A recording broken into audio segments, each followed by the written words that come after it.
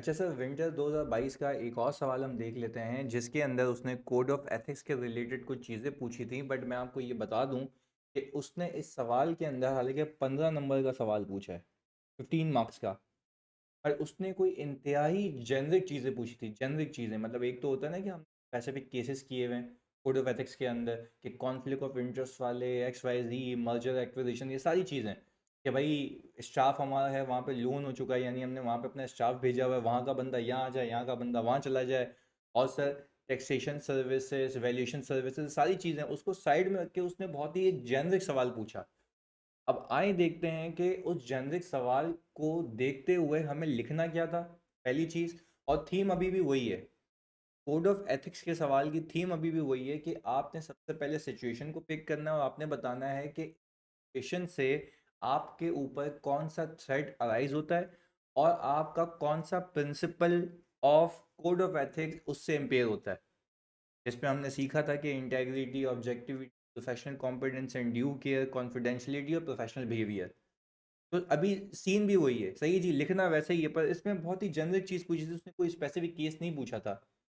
उसने आपको बोला ये कि in the light of ICAP code of ethics identify and evaluate, identify करें और इवेल्युएट करें threats involved in the above situation. पहले बोलता है थ्रेट बताओ क्या है। अच्छा, दूसरी चीज़ और बोलता है एक्सप्लेन करें कोर्स ऑफ एक्शन जो कि आप बीइंग एन ऑडिटर लेंगे in order to resolve the issue. यानी सर आप सेफ गार्ड्स क्या लगाएंगे, पर उसमें सिर्फ सेफ गार्ड्स की हद तक वो महदूद नहीं था। उसने ये भी बोला कि ये भी बताओ कि आपका कोर्स ऑफ एक्शन क्या होगा। आए रीड करते हैं इसको। वो कहता ही है, you are the audit engagement partner for canister production limited in products limited which is the subsidiary of a local group, which is the subsidiary of a local group. यानी सर आप एक काम ये करें, पहले तो आप ये माइंड मैप बनाएं कि आप जो अभी फ़िलहाल है ना, आप लोग अभी कॉम्पोनेंट ऑडिटर हैं। कॉम्पोनेंट ऑडिटर, अच्छा भाई, इसके बाद during the audit your team has identified that some payments posted in the marketing expense ledger were made to few customers. अच्छा भाई, वो कह रहा है कि हमने लेजर पिक किया था ऑडिट करते वक्त मार्केटिंग का, उस लेजर के अंदर जो एक्सपेंसेस डेबिट हुए हुए थे उसमें पैसे जाते हुए देख रहे थे किसी कस्टमर को, किसी कस्टमर को पैसे जा रहे हैं। अच्छा भाई, आगे देखते हैं। फिर वो कह रहा है ऑन इन्वेस्टिगेशन, जब आपने इंक्वायरी किया तो आपको पता लगा कि ये रिवील हुआ कि that there were breaches of the customers data. यानी हमसे हुआ ये है कि हमने कस्टमर के कॉन्फिडेंशियल डेटा को ब्रीच कर दिया, यानी हमसे वो इन्फॉर्मेशन या तो कहीं शेयर हो गई है। तो क्या हम कह सकते हैं कि यहाँ पे बात हो रही है डेटा प्रोटेक्शन लॉस की। सर यहाँ पे बात हो रही है डेटा प्रोटेक्शन लॉस की, आगे देखते हैं।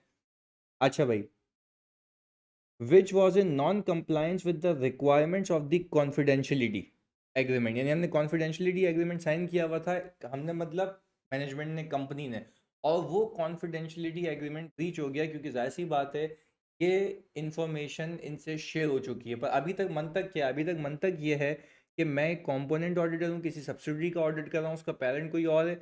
और दूसरी चीज़ ये एक्सपेंस लेजर है, मार्केटिंग एक्सपेंस लेजर है, उसमें पेमेंट जा रही है कस्टमर को, और मसला ये चल रहा है अभी तक कि डेटा प्रोटेक्शन लॉस के ब्रीच होने का खदशा है। आगे फिर हमने कहा and protection laws. The management has informed you that these payments were made as compensation to customers in order to avoid any negative public attention which may affect TPL's reputation and business. अब कहानी समझ आई, यानी वो क्या ये रहा है कि हमने एक तो कस्टमर का डेटा ब्रीच किया, और जाहिर सी बात है फिर ये वो कस्टमर्स हैं जिनको पेमेंट हो रही है, जिनका डेटा हमसे ब्रीच हुआ है, तो ये इनको चुप कराने के लिए टेक्निकली एक इंसेंटिव नहीं, रिश्वत है। ये क्या है, रिश्वत है। अच्छा, अब मुझे आप एक बात बताएं, आप हैं इस कंपनी के ऑडिटर, आप हैं इस कंपनी के ऑडिटर, ऐसा ही है। अच्छा भाई, आपके दिमाग में क्या सवाल आने चाहिए कोड ऑफ एथिक्स को मद्देनजर रखते हुए। भाई आपके दिमाग में सवालात ये आने चाहिए कि अगर ये ब्रीच है, सही है, ये नॉन कंप्लाइंस है, तो आप मुझे एक बात बताएं, ब्रीच या नॉन कंप्लायंस की कोई ना कोई पेनल्टी तो होगी। हाँ भाई, कोई ना कोई पेनल्टी तो होगी ना। इन्होंने क्या किया, कंपनी ने इसको कंसील करने के लिए मार्केटिंग एक्सपेंस के लेजर में पैसे, क्योंकि देखो कैश तो क्रेडिट होगा तो कंपनी को डेबिट तो कुछ दिखाना ही है ना। तो इन्होंने क्या किया, मार्केटिंग एक्सपेंस के लेजर में डाल दिया, इस एक्सपेक्टेशन में कि इतने सारे एक्सपेंसेस उतने सैंपल बेसिस में करेंगे ये लोग वेरीफाई, हमारे सैंपल में वो भी आ गया। अच्छा भाई, पेनल्टी लगती है पहली चीज़। अच्छा, फिर दूसरी चीज़, भाई क्या ये ब्रीच और नॉन कंप्लायंस पे पेनल्टी लगेगी एक अलग बात है। दूसरा, क्या ये किसी रेगुलेटर को क्या ये किसी रेगुलेटर को रिपोर्ट होना चाहिए था, दूसरा सवाल। अच्छा, अगर इसमें ये जो ब्राइब कह लें, या सर ब्राइब के साथ आप कह लें इंसेंटिव जो दिया है, क्या ये इसलिए तो नहीं है कि वो हमसे फैक्ट्स कंसील करना चाह रहा था। बाद में उसने बता दिया, पर this was an attempt to hide the fact, वरना वो मुझे खुद बताता।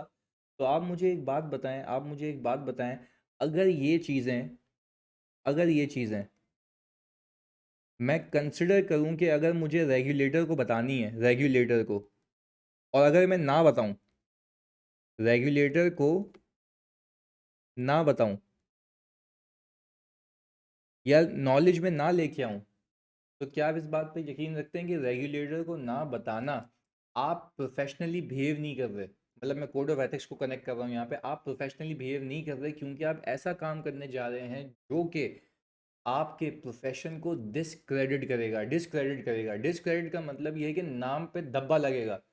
मैंने तो आपको बताया ना, आपने प्रोफेशनली बिहेव करना है, और प्रोफेशनली बिहेव करने का मतलब ये है कि आपने ऐसा कोई भी काम नहीं करना जो कि प्रोफेशन के नाम पे धब्बा क्रिएट करे। तो ये करने से आई डोंट थिंक सो कि आप प्रोफेशनली बिहेव करें, क्योंकि एक फैक्ट आपको पता है तो वो आपको रेगुलेटर के नॉलेज में लेके आना चाहिए। बात क्लियर। पहली चीज़ तो सर, पहली चीज़ तो ये है कि यहाँ पे आपका principle of professional behaviour hit होता हुआ दिखता है।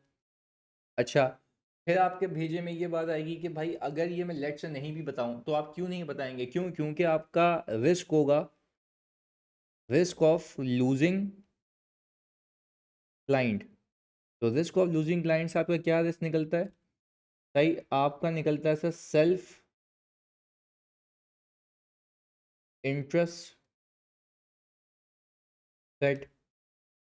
आप इंटेग्रिटी से काम नहीं करेंगे, आपका पर्सनल मफाद आ जाएगा, सेल्फ इंटरेस्ट सेट आ जाएगा। अच्छा भाई, और हो सकता है कि भाई इंटिमिडेशन आ जाए क्लाइंट की तरफ से कि भाई अगर आपने किया तो हम आपको निकाल देंगे। नहीं सर, सेल्फ इंटरेस्ट साइड भी इसके अंदर है, इंटिमिडेशन साइड भी है, क्योंकि मुझे ये डर लगा रहेगा कि वो मुझे इस क्लाइंट से हटा ना दे, मेरी फीस इफेक्ट होगी। और अगर इसमें फीस वीस की डिटेल दी हुई होती तो हम टेक्निकली वो भी बात करते हैं कि भाई क्या वो पूरे पोर्टफोलियो का XYZ परसेंटेज है, वो 15% वाली कहानी, बट खैर वो इस पे नहीं है। अच्छा, ये तो हमने इवेल्युएट कर लिया और हमने ये देख लिया कि भाई कौन कौन से साइड इसके अंदर आ रहा है। क्लियर है? यानी सर सेल्फ इंटरेस्ट साइड और इंटिमिडेशन साइड आ रहा है, ऐसा ही है। अच्छा भाई, इसके बाद आगे फिर हमने ये कहा पे बोला कोर्स ऑफ एक्शन बताएं कि आप इस सिचुएशन में लेंगे। अच्छा, मैंने आपको बताऊं, अगर आप हैं कंपोनेंट ऑडिटर, तो अगर आप कंपोनेंट ऑडिटर हैं तो क्या मैं ये कह सकता हूँ बीइंग कंपोनेंट ऑडिटर, अगर आप कंपोनेंट ऑडिटर हैं तो बीइंग कंपोनेंट ऑडिटर आपकी जिम्मेदारी बनती है कि आप ग्रुप ऑडिटर को इन्फॉर्म करें। ये बड़ी जेनरिक बात है, मतलब मैंने कहा ना जेनरिक सवाल है तो उसके रिस्पॉन्सेज भी बड़े जेनरिक हैं। अच्छा, ग्रुप ऑडिटर को इन्फॉर्म करें अगर आपको लॉ रेगुलेशन अलाउ करता है, ऐसा तो नहीं है कि भाई अपने कंट्री की इन्फॉर्मेशन किसी बाहर वाले बंदे को दे रहे हो। तो अगर आपको अलाउड है कि डेटा के कॉन्फिडेंशियलिटी के ब्रीचेस आप ग्रुप ऑडिटर को बता दें, यानी पेरेंट को बता दें, तो कोई मसले वाली बात नहीं है। यानी ग्रुप ऑडिटर को आप इन्फॉर्म करेंगे ऊपर कि भाई ये मसला हुआ है, तो आप देख लेना कि आपकी रिपोर्टिंग क्या बनती है, पहली चीज़। दूसरी चीज़, हम मैनेजमेंट से ये पूछेंगे, आस्क मैनेजमेंट दैट, क्या पूछूंगा मैनेजमेंट से कि आपने क्या ये दो स्टार विद गवर्नेंस को इन्फॉर्म किया है। हाँ भाई, क्या आपने ये दोस्त शाह विद गवर्नेंस को इन्फॉर्म किया है? अच्छा, अगर दोस्त शाह विद गवर्नेंस को आपने इन्फॉर्म किया है तो उसकी इंफॉर्मेशन उनको देने के बाद क्या कोर्स ऑफ एक्शन हुआ है? उन्होंने क्या क्या बोला है, क्या क्या एक्शन हुआ है, क्या कंट्रोल्स में चेंजेस आए हैं कि जिसको मद्देनजर रखते हुए ये इंश्योर किया जाए कि आगे से ऐसी गलती ना हो। और स्टिल अगर आपको उस पर डाउट्स क्रिएट होंगे तो फिर आपका कोर्स ऑफ एक्शन ये होगा कि आप इस एंगेजमेंट से क्या कर जाएंगे, विड्रॉ कर जाएंगे। तो ये एक मोटी मोटी बातें मैंने आपसे की हैं सिचुएशन को समझाने के लिए। तो सर अब हम इसको लेके चलते हैं आगे। मैंने कहा sir, breaches of customer data mean that there might be non compliance of data protection laws. भाई अगर कॉन्फिडेंशियलिटी को ब्रीच कर रहा हूँ तो डेटा प्रोटेक्शन लॉ का मसला है। Second, recording of compensation to customers in marketing expense ledger shows possibility of management intention to conceal the matter from the auditor and the other relevant stakeholders। तो आप इसको मुंह पे नाम पे बताते हैं ना, आपने मार्केटिंग एक्सपेंस में क्यों डाला? तो ये मतलब ये एविडेंट है इस बात का कि भाई, ये एविडेंस है इस बात का कि आप उस फैक्ट को कंसील करना चाह रहे थे। आगे सुनिएगा, बोला बीइंग द एंगेजमेंट पार्टनर। देखो ये क्या थी सिचुएशन, सर ये क्या थी हमारी सिचुएशन। अच्छा आगे, if you do not raise the issue of non-compliance with the laws and regulations which may be due to the client's possible unethical behavior, you may discredit the firm and the profession and would not be in compliance with the principle of integrity and professional behavior। यानी आपने honesty से काम नहीं किया, professionally behave नहीं किया। On the other hand, there is a self-interest threat and intimidation threat that you may lose the CPL's audit। यही बात मैंने कही थी आपको। तो सर ये तो आपने इवेल्युएट कर ली सिचुएशन, अब आप बोल रहे हैं कोर्स ऑफ एक्शन क्या होगा। Firm shall obtain an understanding of the breaches of customers data. वो बोल रहा है कि भाई पहले देखो किस नौयत का ब्रीच है ताकि आपको उस मामले की डिग्निटी का पता हो। This understanding shall include the nature of the non compliance, suspected non compliance and the circumstances in which it has occurred. यानी भाई वो कौन से हालात वाकयात थे जिसमें ये इनकर हुआ। यानी लेट से कि अगर मैं कह रहा हूँ कि भाई मैंने गलती से ईमेल कर दी थी तो फिर उस पर कंट्रोल होने चाहिए, ये सारी चीज़ें। Your firm shall comply with the applicable laws and regulation including legal regulatory provisions governing the reporting of non compliance और suspected non compliance to a appropriate authority. यानी वो बोल रहा है कि भाई आप ये देखें कि किसी अप्रोप्रिएट अथॉरिटी को आपने रिपोर्ट तो नहीं करना। आगे फिर बोलता है you should also communicate the matter to the group engagement partner unless prohibited from doing so by the law regulation. ये भी हमने देख लिया। Since it seemed that the management had tried to conceal the matter from the auditor, the matter should be discussed with those charged with governance and the internal auditors। यानी internal audit से भी पूछ लेना कि भाई तुमने कोई ऐसी चीज देखी थी। In discussing the non-compliance with those charged with governance, it will be evaluated that क्या evaluate किया जाएगा, whether appropriate timely action लिए नहीं लिए, whether those charged with governance have adequately investigated the non-compliance। अब देखो, अब ये गवर्नेंस की बात आ रही है, इसको मैं कहता हूँ, जनी बरस ने मिक्स सवाल पूछा था, इस चीज़ को मैं ओवरऑल कहता हूँ कंट्रोल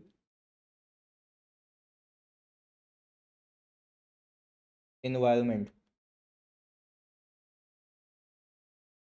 क्योंकि अगर गवर्नेंस नहीं है तो मैं मतलब कंट्रोल्स वीक हैं, फिर वो कहानी वहाँ निकल जाती है। ऐसा ही है, तो वो ये तो कह रहा है कि भाई एवेल्युएट करें कि उसने क्या एक्शंस लिए, सही है, क्या अप्रोप्रिएटली इन्वेस्टिगेशन हुई या नहीं हुई, क्या अप्रोप्रिएट स्टेप्स लिए गए to reduce the risk of reoccurrence के वापस से ऐसा ना हो। फॉर एग्जाम्पल एडिशनल कंट्रोल्स और training, whether the non-compliance have been reported to an appropriate authority, if so whether the disclosure appears adequate। यानी ऐसा तो नहीं है कि किसी अप्रोप्रिएट लीगल यानी लॉ एनफोर्समेंट एजेंसी को हमने ये बात बताई हो, हमने मतलब इन लोगों ने, और क्या वो अप्रोप्रिएट डिस्क्लोजर उन्होंने दिया था, हम डॉक्यूमेंट मांग लेंगे, वो बताओ तुमने कैसे बताया था उसको। तो ऐसे तो नहीं है कुछ बातें बताई हो कुछ फैक्ट नहीं बताया हो, क्योंकि तुम्हें इसलिए पता होगा, तुम अंडरस्टैंडिंग ले चुके हो ऊपर कि ब्रीच क्या था, तो आपने अकॉर्डिंगली उसको रीड करना है। इसके बाद whether those charged with governance has considered a possibility of a further imminent breach of data protection laws and regulation। तो ये सारी चीज़ें आपने दोस्त चार्ज विद गवर्नेंस से इंक्वायरी करते वक्त अपने भेजे में रखनी है। आगे बोले on the basis of above evaluation if needed you should consult on a confidential basis with others with in the firm, a network firm और अ प्रोफेशनल बॉडी यानी आईकैप हो गया, और विद द लीगल काउंसिल। तो आप confidentiality को मद्देनजर रखते हुए ये चीज़ें या तो फर्म में ही किसी और पार्टनर से डिस्कस कर लेंगे, अपनी नेटवर्क फर्म से डिस्कस कर लेंगे जो ग्लोबल होगी, जैसे ग्लोबल ईवाई। और सर प्रोफेशनल बॉडी आई के भी आपको लीगल काउंसिल आगे जी डिस्क्लोज कर सकते हैं आप matter to an appropriate authority even when there is no legal और regulatory requirement to do so. आप अपनी बल्ली से बचेंगे, बोलेंगे भाई मैंने बता दिया था, सही है ना, अब आप जानो, आपका काम जाने, मुझे बाद में नहीं रगड़ना। If there's a doubt on the integrity of the management, firm may consider withdrawing from the engagement। तो सर ये एक जेनरिक सवाल था, बस सर देखें मैं फिर बता दूं, the more you will solve, there is the more passing probability कि आप इस पेपर को निकाल लेंगे। बात समझ आ रही है? तो देखो इस सवाल में आई डोंट थिंक सो कि सिर्फ उस हद तक मेरे आयजा से आया कि मैं भाई प्रिंसिपल ऑफ इंटेग्रिटी को, प्रिंसिपल ऑफ प्रोफेशनल बिहेवियर को और सेल्फ इंटरेस्टेड में वहाँ से कनेक्ट कर सकता था। बाकी इसमें जितने भी नीचे प्रोसीजर्स हैं, इवैल्यूएशंस हैं, वो सब जेनरिक हैं। तो आप जैसे जैसे सिनेरियोस को देखेंगे ना, आपको आपको एक मवाद मिलता रहेगा कि हाँ यार ये मेरे नॉलेज बैंक बन गया, अब जो जो चीज़ आएगी मैं वहाँ वहाँ उसको यूज़ करूँगा। दैट है जी, जज़ाकल्लाह।